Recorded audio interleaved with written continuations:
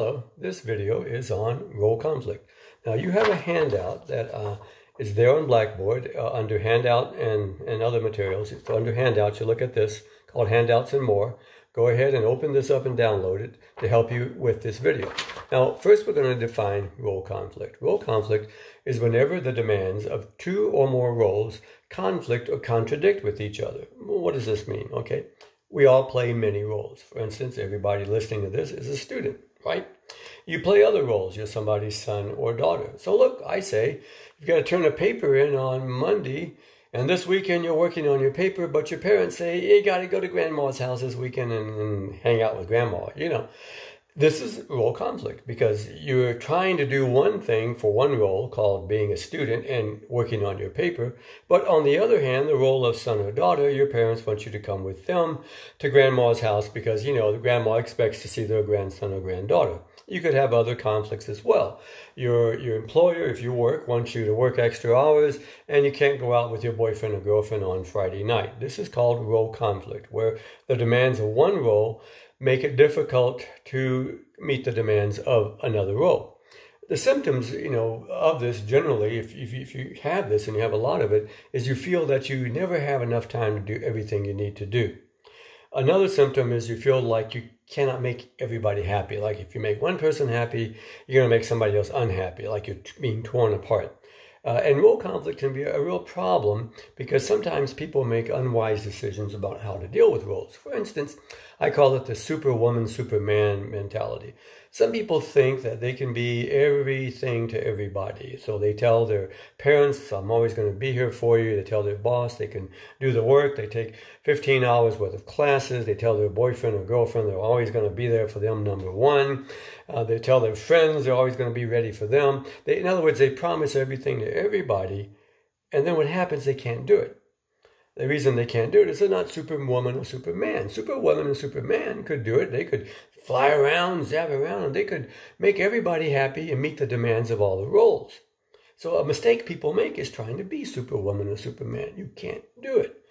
You have to decide where you're going to pitch your energy. This is how you deal with role conflict. You have to rank or prioritize your roles. Now, how do you do it? First, you identify some of the main roles you play. Everybody plays the role of student, the role of son or daughter, brother or sister. If you're married, you're husband or wife.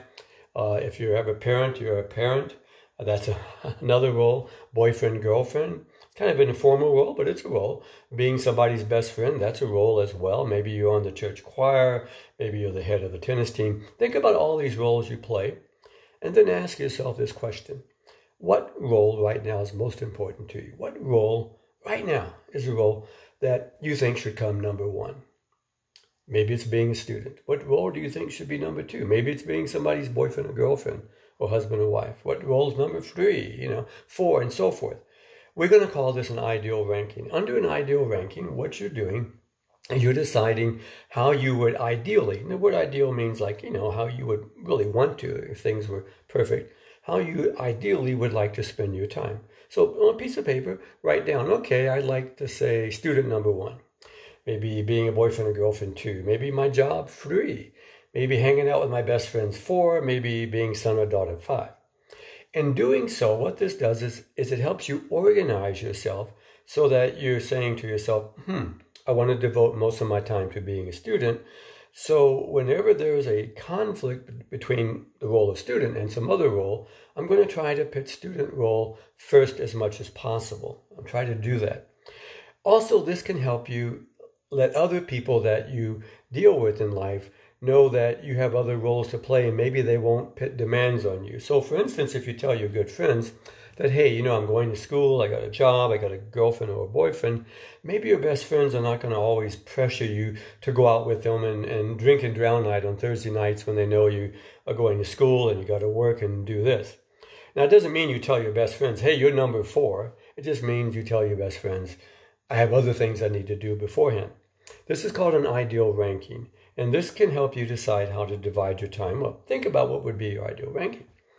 And then wait a few minutes and try this. And this is going to be called a real ranking.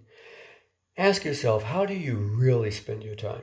And in terms of what role gets most attention, most preference whenever you have a role conflict, what role really comes first, and do the ranking again. So look at it again. So now we've got student and worker and boyfriend or girlfriend and friend and son and daughter, whatever role you may play.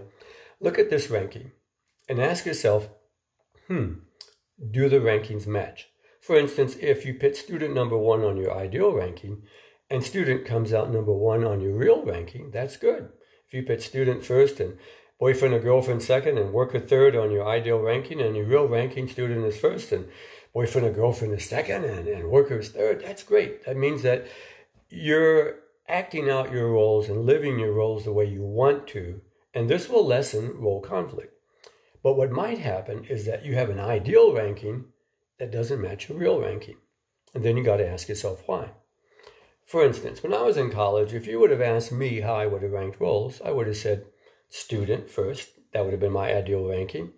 I would have said, boyfriend second. I would have said worker third and hanging out with my buddies fourth. That would have been an ideal ranking. But with me in real life, you know what was first? My girlfriends when I had them, my hanging out with my friends, going to work, and then school. My first 2 years of college, I wanted to party. My buddy had a beach house. We'd go over there, we'd drink beer, we partied, we'd chase females. Never caught them, but we chased them. I really didn't know what I wanted. I had an ideal ranking, but that really wasn't what I wanted to do. That could be the reason why your rankings don't match. Maybe you think you want to live your life this way, but in actuality, that's not true. You really want to do it this way. In other words, you might think you want to put student first and that going to college is the most important. But in real life, you'd rather hang out with your boyfriend or girlfriend, party with your friends, and work and get as much money as you can, you see? So you got to first ask yourself, is the difference in the role ranking due to the fact that you're not really being honest about what you want to do and how you want to rank? But if you say, no, I'm honest, I want to put student first, and it's not coming out first in my real rankings, then you have to say there might be another cause. And that is that the other people you deal with, the other people who play these other roles, may be imposing their ranking on you. Now, what do I mean by that?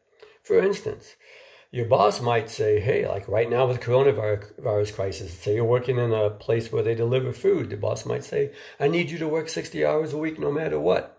What your boss is telling you is you're going to put worker number 1 no matter what. You see, the boss is imposing his ranking on you. Or maybe your boyfriend or girlfriend says, hey, you're studying. Seems like you like your books more than you like me. I thought you told me I would always come first, you know? And boom, they're telling you you should put being, their boyfriend or girlfriend first. Maybe your parents come out and your parents say, hey, after all we've done for you, you mean you don't want to go to grandma's house this weekend and play domino? Do you want to go out with your friends? Your parents are saying put son or daughter first, And your best friends may also put the same thing on you. They may say, hey, after all we've done together, all we've been through, don't you want to hang out with us? You mean you want to study or work or go out with your boyfriend or girlfriend? In other words, people you deal with very often, not knowing this, try to impose their rankings on you. And that could be a reason why your rankings, your ideal and real rankings don't match. How do you deal with this? Well, you try to let them know that you need to prioritize your life and you need to decide what needs to be done, what's most important in terms of what needs to be done, and try to get them to accept and believe in that. So you may have to tell your friends that you can't spend as much time with them because you need to really be spending time studying or working or things like that. You may need to tell your boyfriend or girlfriend that they can't always come first because in reality you're going to school and you want to succeed because you want to be a doctor, a lawyer, a teacher, or a sociologist, right? And we all want to be a sociologist, right?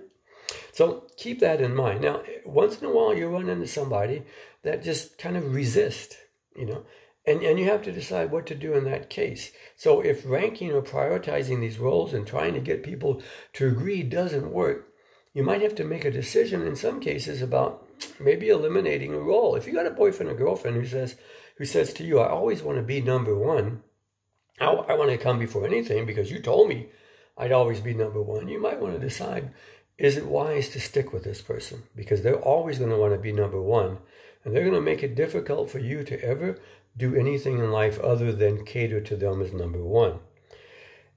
In some areas, this is going to be easy to do with a boyfriend or girlfriend. It's much harder. You might have to reassure them that you still love them, but you have to study or you have to work. If that doesn't work, then you may have to make that tough decision about eliminating that role.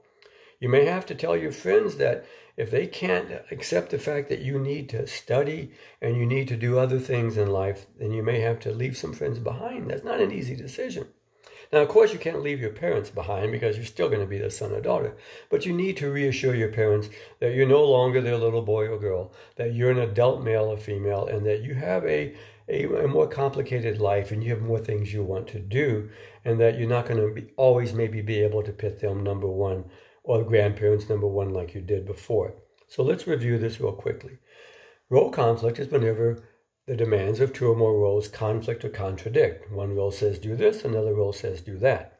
We don't want to play Superwoman or Superman because it's really difficult to try to do everything for everybody. If we do that, role conflict gets worse, and what we end up doing is we're having a problem where we just feel like we never have enough time in the day and we're torn apart. What we want to do is prioritize or rank our roles to deal with role conflict. We create an ideal ranking about how we would like to spend our time, and then we create a real ranking about how we're actually spending our time and energy and see if they match. If they match, that's good.